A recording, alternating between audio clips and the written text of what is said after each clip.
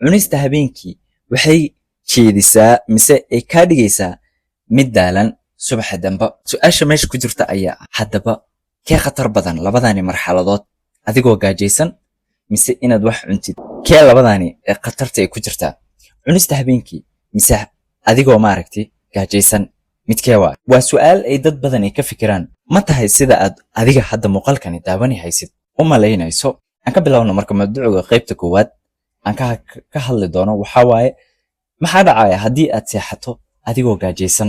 arrinta koowaad oo dhacaysa waxaa waaye adigoo gaajaysan haddaad seexatid waxay ku lahaanaysaa saameyn dhanka hurdadaada. gaajada ayaa adkeeni karta in hurdadaada mise xilliga aad seexato mise sababi karto in aad soo toosto xilliga dambe oo hurdadii ay kaa lunto amise hurdadii oo idilba aad seegtid. cilmi baaris ayaa muujinaya in sokorta dhiigga oo xilliga habeenka haddii hooseyso ay keeni karto hurdo la'aan